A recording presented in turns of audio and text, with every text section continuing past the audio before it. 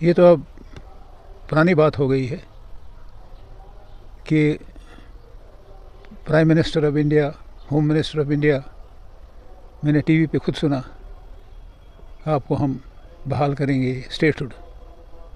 T V پہ کئی دفعہ آیا انہی لوگوں کا اسٹیٹ ہوڈ آپ کو دیں گے.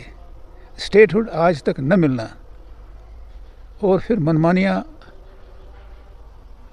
کرنا، خاص کر ان کے ذریعے سے جو یہاں کرسیوں پہ بیٹھے ہیں. یہ بدقسمتی کی بات ہے. جموں کشمیر میں آئینی سرکار جو ہے وہ قائم ہے، موجود ہے، لیکن بے سروپا کرنے والے دلی ہیں. اس پہ بھی مجھے شک ہے کہ ہوم منسٹر تک نے کہا، ایک کہیں جا رہے تھے تو کسی نے یہی سوال کیا، وہ جاتے جاتے کہا ہم اسٹیٹ ہوڈ جلدی دیں گے آپ کو.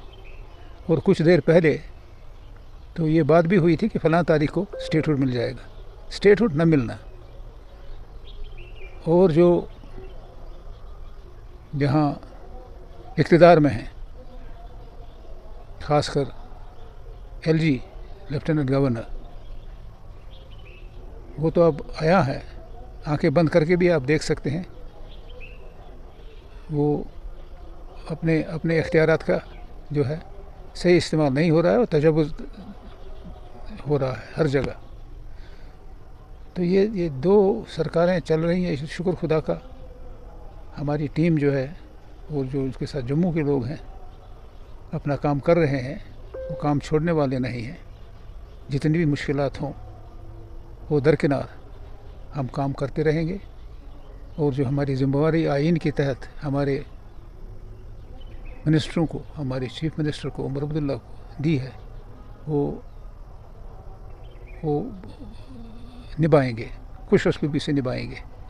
آپ کو نہیں لگتا ہے کہ اس وقت جو ہے چیف منسٹر بھی بے بس لگ رہے ہیں جس طرح پر یہ کمزور کرنا چاہتے ہیں؟ ڈاکٹر صاحب یہ جاننا چاہیں گے، جموں کشمیر کی تاریخ گواہ ہے کہ جب کبھی بھی یہاں کے لوگوں کو اڑچنیں آتی تھیں، چاہے وہ شیر کشمیر کی بات کریں، ان کو جب اڑچنیں دلی سے آتی تھیں تو وہ سڑک پہ آتے تھے، کھلا جو فرنٹ ہے دہلی کے خلاف کھولتے تھے، ان کے خلاف احتجاج کرتے تھے، لڑتے تھے. لیکن ایسا ابھی کچھ نہیں دکھ رہا. ایسا نہیں لگ رہا ہے کہ شیر کشمیر نے جو یہاں پہ جو روڈ میپ دیا ہے اس کو آج فالو نہیں کیا جا رہا. نہیں، آپ زیادتی کر رہے ہیں.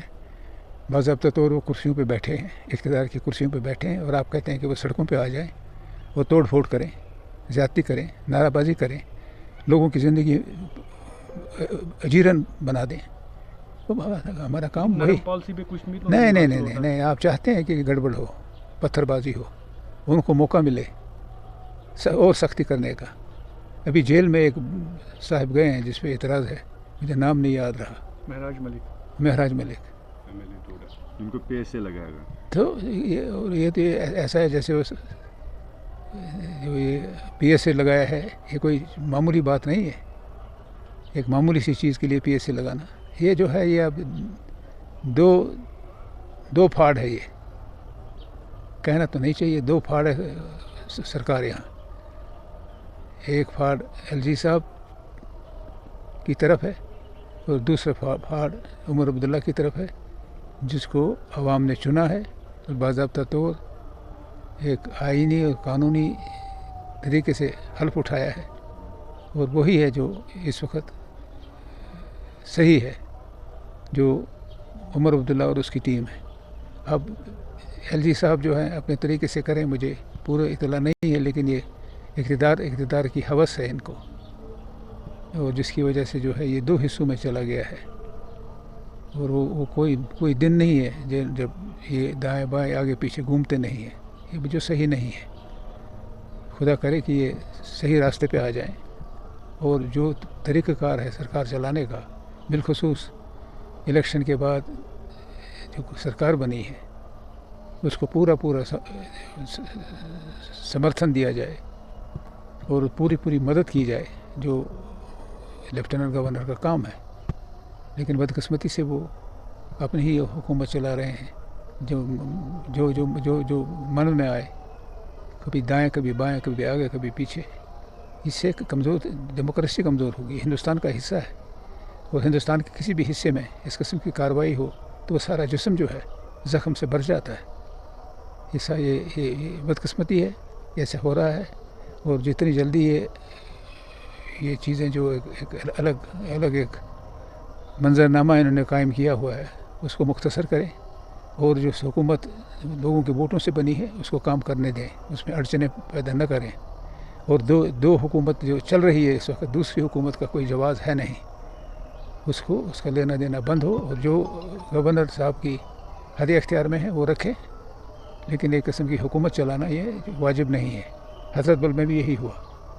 حضرت بل میں آگ لگ گئی تھی. اگر یہ لوگ سمجھدار نہیں تھے, لگے ہوئے ہیں یہاں افراتفری پیدا کرنے میں. میں سمجھتا ہوں جمہوریت کے لیے یہ اشد ضروری ہے کہ وہی طور طریقے اپنائے جائیں جو ماضی میں ہوتا رہا ہے, اور جو ایل جی اور اس کے حد اختیار ہے اسی اختیار میں رہیں, اس سے باہر نہ جائیں.